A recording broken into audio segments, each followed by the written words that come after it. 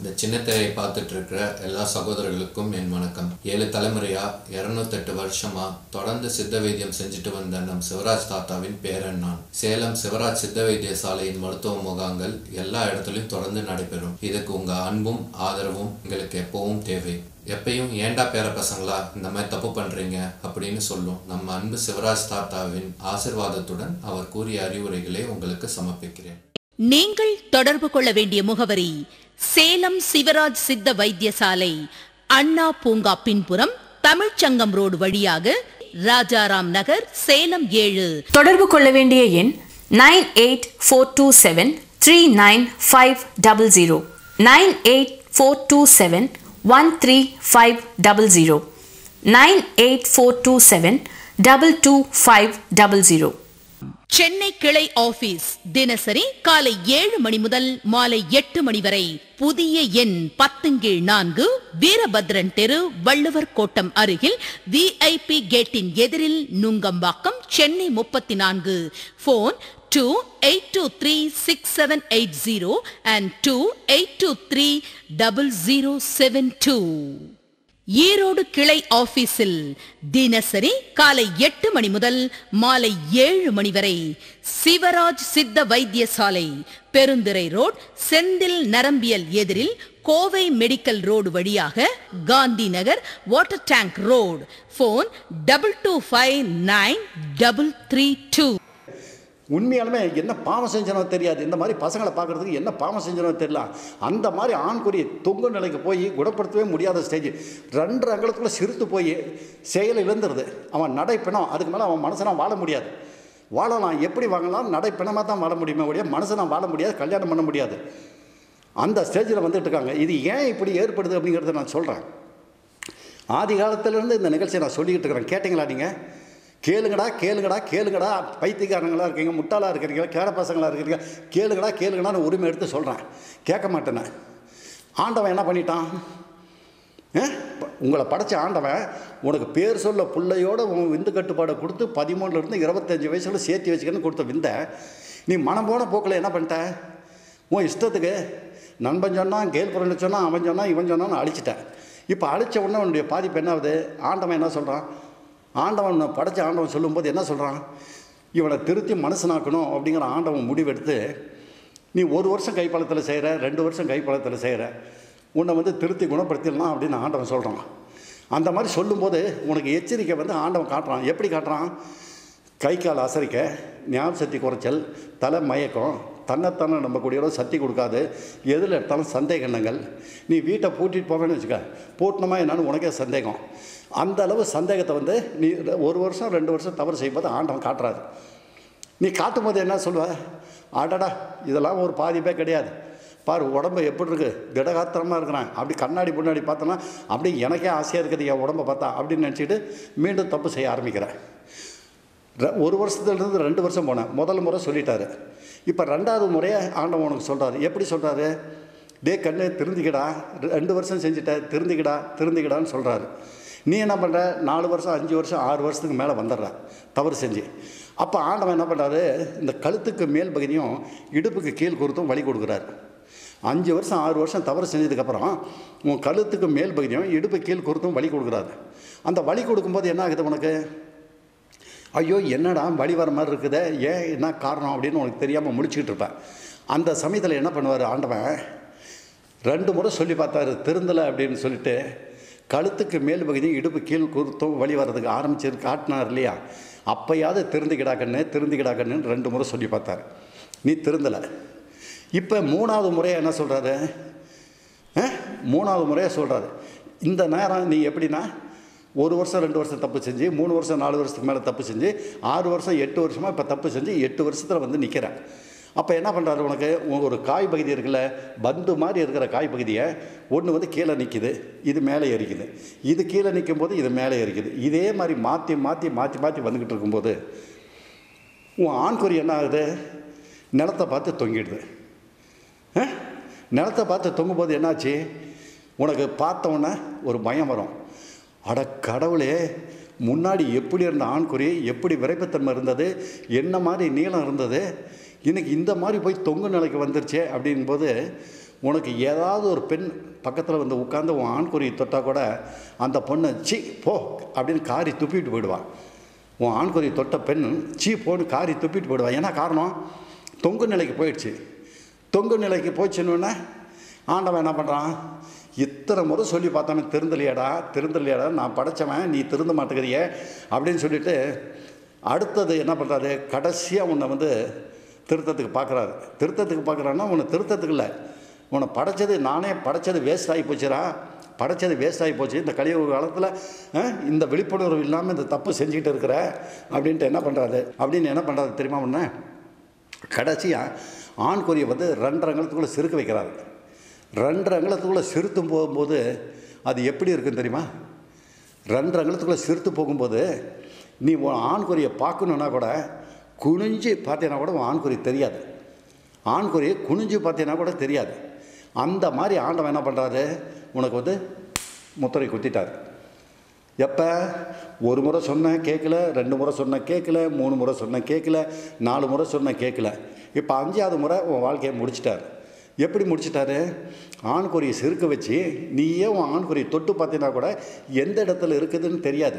அந்த அளவுக்கு சிறுக்க வச்சு உன்னை வந்து ஆண்டவன் முத்திரை குத்தி, டே தம்பி நீ மனுஷனாக வாழறதுக்கு தகுதி இல்லைடா, நடைப்பிடமாக தான் வாழ முடியும் அப்படின்னு ஆண்டவன் வந்து முத்திரை குத்திட்டார். அப்போ யோசனை பண்ணிப்பார், நீ வாழுங்காலம் வரலும் அந்த மாதிரி ஆண்குறி சிறுத்து சின்னதாகி எங்கே இருக்குதுன்னே தெரியாத அளவுக்கு, அது தண்ணியை ஊற்றிட்டினா அந்த ஆண்குறியை உள்ளே போய் ஒண்டிக்கும். நீயே கையை வச்சு தொலைவுனா கூட உன் ஆண்குறி உன் கையில் படாது. எவ்வளோ நீளம், எவ்வளோ பருமன், எவ்வளோ விதமாக இருந்த ஆண்குறி, வளைக்க முடியாத அளவுக்கு இருந்த ஆண்குறி, நீ கையை விட்டு தொலைவுனா கூட அந்த ஆண்குறி எந்த இடத்துல இருக்குன்னு உனக்கு தெரியாது. அந்த அளவுக்கு வந்து ஆண்டவன் முத்திரை குத்திட்டார். உன் வாழ்க்கை வந்து முடிஞ்சு போச்சு. இந்த மாதிரி முடிஞ்சு போன வாலிபர்கள் தான் இன்றைக்கி தமிழ்நாட்டில் 13லேருந்து 27 வயசு 28 வயசுக்குள்ளே பார்த்திங்கன்னா, நான் வணங்கும் ஆஞ்சநேயர் சத்தியமாக சொல்கிறேன், இந்த 18 சித்தர்கள் மேலே ஆணையிட்டுன்னு சொல்கிறேன். இன்றைக்கி தமிழ்நாட்டில் வந்துகிட்டு இருக்கிற பசங்க பார்த்திங்கன்னா 27 வயசுக்குள்ளே வர பசங்க எந்த வியாதியால் பாதிக்கப்பட்டிருந்தாலும், எப்படி பாதிக்கப்பட்டிருந்தாலும், ஆன்மத்தன்மை குறைஞ்சிருந்தாலும், என்னுடைய தமிழ்நாட்டு பேர பசங்களையும் மகன் போன்ற வாலிபர்களும் நான் கைவிட மாட்டேன், குணப்படுத்தி கொடுத்துருவேன்னு சொல்லிக்கிட்டு இருந்தேன். இந்த சேலம் சிவராய தாத்தா நானே மனசு வச்சாலும் ஐயோ இவ்வளோ அழுகுறானே, இவ்வளோ கஷ்டப்படுறானே, இவ்வளோ வேதனை படுறானே அப்படின்னு நினச்சிட்டு நானே குணப்படுத்தலாமா அப்படின்னா கூட என்னாலேயே குணப்படுத்த முடியாது. இந்த தொங்கு நிலை வந்து ஆண்குறி மறைஞ்சு போய் எந்த இடத்துல இருக்குதுன்னு தெரியாதவனை இந்த சேலம் சிவராய தாத்தா 7 தலைமுறையாக 206 வருஷமாக 76 வயசை தாண்டி போயிட்டு இருக்கிற சேலம் சிவராய தாத்தா, இவ்வளோ அனுபவ படிப்புள்ள சேலம் சிவராய தாத்தா என்னாலேயே குணப்படுத்த முடியாது. அதனால தான் நான் என்ன சொல்கிறேன், 13லேருந்து 27 வயசுக்குள்ளே வர பசங்க என்னுடைய தலைமை ஆஃபீஸாக இருந்தாலும் சரி, ஈரோடு ஆஃபீஸாக இருந்தாலும் சரி, முகாம்கள் இருந்தாலும் சரி, சென்னை ஆஃபீஸில் இருந்தாலும் சரி, தயவுசெய்து என்னை தேடி வர வேண்டாம். நான் அதிகமாக கோவப்படுவேங்கிறது இந்த நேரத்தில் சொல்லிக்கிறேன். வயசு 76 தாண்டி போனாலும் என் பேர பையனையும் மகனையும் பார்க்கும்போது என்னால் தாங்க முடியல, வருத்தம், வேதனை. அதனால் அந்த மாதிரி பசங்க தொங்கு நிலையோடு இருக்க பசங்க தயவு செய்து என்னுடைய எந்த இடத்துக்குமே என்னை வந்து சந்திக்காதீங்க. தாத்தா செத்து போயிட்டான்னு நினச்சிங்க. தாத்தாவையே நினைக்காதீங்க நீங்கள். ஏன்னா என்னாலேயே குணப்படுத்த முடியாதரா. நீ ஆங்கில மருத்துவத்தில் போய் செஞ்சாலும் சரி, எந்த மருத்துவத்தில் செஞ்சாலும், உலக நாடு எந்த மருத்துவத்தில் செஞ்சாலும் பண்ண முடியாதரா. நடைப்பிணத்தில் இருக்கிற பசங்க 13லேருந்து 27, 28 வயசுக்குள்ளே இருக்கிற பசங்க வராதிங்க. அதனால தான் நீங்கள் தமிழ்நாட்டில் பார்த்தீங்கன்னா கல்யாணம் பண்ணுற பசங்க அத்தனை பேருமே ஒரு பையன் கூட தகுதி இல்லை. இல்லைன்னு ஒரு முறை திருப்திப்படுத்தி அந்த பெண்ணை சந்தோஷப்படுத்தக்கூடிய அளவுக்கு நீங்கள் படித்தவன்லேருந்து, கோடீஸ்வரன் பையன்லேருந்து, விவசாயம் செய்யும் பையன்லேருந்து நீங்கள் யாருமே இல்லை. இவ்வளோ வருத்தப்பட்டு வேதனைப்பட்டு சொல்கிறேன், என் மண்டையில் புரிய மாட்டேங்குதா? பைத்தியம் முடிச்சு போச்சாடா உங்களுக்கு? பைத்தியம் முடிச்சு போச்சான்னு கேட்குறேன். தாத்தா சிந்திக்க மாட்டீங்களா? சிந்தனையே கிடையாதா? உன்னுடைய உடம்பு தான், நீ தப்பு செய்தான் வேண்டான்னு சொல்ல. ஆனால் இருந்தாலும் என்னுடைய பேர பையனை மகனாச்சே நீ குணப்படுத்துறேன்டா அப்படின்னு நான் சொல்லிக்கிட்டு இருந்தேன். இன்றைக்கி குணப்படுத்தவே முடியாது தாத்தான்னு சொல்லிட்டு 27 வயசுக்குள்ளே ஆண்குறியே தொங்கி போய் எந்த இடத்துல இருக்குதுன்னு தெரியாத அளவுக்கு ஆண்டவன் முத்திரை குத்தினதுக்கப்புறம் வந்து கேட்குறீங்களே, நான் என்னடா பண்ண முடியும்? என்ன பண்ண முடியும் சொல்லு? பொய்ய சொல்லி ஏமாற்ற முடியுமா? பைத்தியக்காரனுங்களா, முட்டாளுக்கு என்ன சொல்கிறதுன்னு எனக்கு தெரியல. இன்னைக்கு கவனமாக கேட்டுக்க. பிந்து கட்டுப்பாடு. ஒருத்தன் கோடியாக சொத்து சம்பாரித்து வச்சுருக்கான்னு வச்சுக்க. கோடியாக சொத்து சம்பாரித்து வச்சுட்டு இருக்கான். அந்த சொத்தில் வந்து அவன் வாழ்க்கையில் ஜெயிக்க முடியுமா?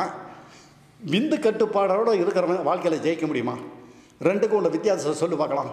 அதான் பண வசதி அதிகமாக இருக்கிறவன், கோடி கோடியாக வச்சுருக்கிறவன் பணத்தை வந்து பாதாளம் மட்டும் பாய வைக்கலாம். யாரை வேணுமாலும் பணத்தில் விலைக்கு வாங்கலாம். சொல்லு, பணத்தால் எது வேணுமாலும் விலைக்கு வாங்கலாம். ஆனால் அவன் வந்து வாழ்க்கையில் ஜெயிக்க முடியாது. அந்த பணத்தை செலவு பண்ணி வாழ்க்கையில் ஜெயிக்கவே முடியாது. அந்த நிம்மதி வந்து அவனுக்கு கிடைக்காது. ஆனால் இந்த விந்து கட்டுப்பாடை மட்டும் சேமிப்பு வச்சுருந்தானா ஒருத்தன், அவன் தான் வாழ்க்கையில் வந்து ஜெயிக்க முடியும். எப்படி ஜெயிக்க முடியும்?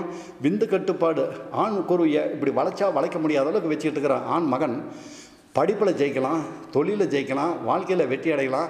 எந்தெந்த தொழில் தொடரானோ அந்த தொழிலெலாம் ஜெயிக்கலாம். அந்த மாதிரி ஜெயிக்கக்கூடிய விந்தை மனம் போன போக்கில் அடித்து தொலைஞ்சிட்டிங்களே. அதனால் சேலம் சிவராஜ் தாத்தா கடுமையாக எச்சரித்து சொல்கிறேன். இந்த தொங்கு நிலைக்கு வந்து ஆண்குறியை குனிஞ்சு பார்த்தா கூட தெரியல, எங்கே இருக்குதுன்னு தொட்டு பார்த்தா கூட தெரியல தாத்தா இருக்கிற பசங்க தான் இன்றைக்கி வந்து தமிழ்நாட்டில் 27 வயசுக்குள்ளே இருக்க பசங்க அதிகபட்சமாக இருக்காங்க.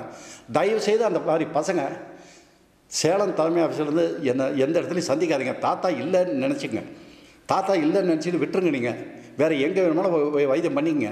சேலம் சிவராஜ் தாத்தானா குணப்படுத்தியே கொடுக்க முடியாது அப்படிங்கிற நேரத்தில் இந்த நிகழ்ச்சியை நான் சொல்லிவிட்டு, நான் என்ன பண்ண முடியும்? 76 வயசில் தாத்தா அழுதுகிட்டு சொல்லி பார்க்குறேன், கெஞ்சி சொல்லி பார்க்குறேன், திட்டி சொல்லி பார்க்குறேன், காலில் விழுந்து கெஞ்சாத குறையாக கேட்டு பார்க்குறேன். நீங்கள் திருந்த மாட்டேங்கிறீங்க. இவ்வளோ ஆசைப்பாசம் வச்சுக்கிட்டு இருக்கிற தாத்தா உங்களை காப்பாற்றி கொடுக்கணும்னு தாத்தா உயிரை விட்டுக்கிட்டு ஆசைப்பட்டுக்கிட்டு இருக்கிறேன். ஏன்டா தாத்தானுடைய மனசை நோவடிக்கிறீங்க? டாக்டர் அவர்கள் கீழ்கண்ட இடங்களுக்கு மருத்துவ முகாம் வருகிறார்.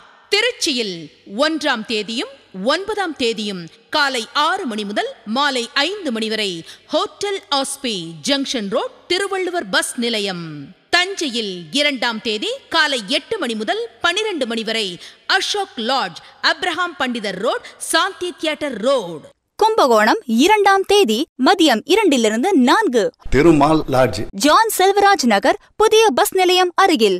விழுப்புரத்தில் 3ஆம் தேதி காலை 6 மணி முதல் மதியம் 12 மணி வரை ஹோட்டல் ஆதித்யா, புதிய பஸ் நிலையம் எதிரில் ஆப்போசிட் தேர் விநாயகர் கோவில், KK நகர். கள்ளக்குறிச்சியில் 3ஆம் தேதி மதியம் 2 மணி முதல் மாலை 4 மணி வரை AKT லாட்ஜ். வேலூரில் 11ஆம் தேதி காலை 6 மணி முதல் மதியம் 12 மணி வரை ஹோட்டல் ரெங்கா லாட்ஜிங் ஹவுஸ், 3 தென்னை மரம் தெரு. கோவையில் 13ஆம் தேதியும் 26ஆம் தேதியும் காலை 6 மணி முதல் மாலை 5 மணி வரை ஸ்ரீ லக்ஷ்மி லாட்ஜ், ராஜவீதி. திருப்பூரில் 1ஆம் தேதியும் 14ஆம் தேதியும் காலை 6 மணி முதல் மதியம் 12 மணி வரை SAP residency, 111 municipal office road. ஓசூரில் 16ஆம் தேதி காலை 6 மணி முதல் மாலை 5 மணி வரை hotel Dhananjaya, Srinivasa complex, Bagalur road. நெல்லையில் 3 மற்றும் 23ஆம் தேதி காலை 6 மணி முதல் மாலை 5 மணி வரை பரணி லாட்ஜ், பஸ் நிலையம் அருகில், மதுரை ரோடு. மதுரையில் 4ஆம் தேதி மற்றும் 22ஆம் தேதி காலை 6 மணி முதல் மாலை 4 மணி வரை college house, town hall road. நாகர்கோவிலில் 2ஆம் தேதி காலை 6 மணி முதல் மாலை 5 மணி வரை hotel Ganga palace, KP road, Chettikulam junction அருகில். திண்டுக்கல் 24ஆம் தேதி காலை 6 to 12 hotel Aishwarya, Spencer compound, bus நிலையம் அருகில்.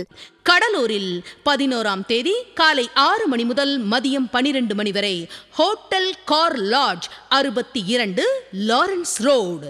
சிதம்பரத்தில் 11ஆம் தேதி மதியம் 2 மணி முதல் மாலை 5 மணி வரை MAT லாட்ஜ், 24 SP கோயில்.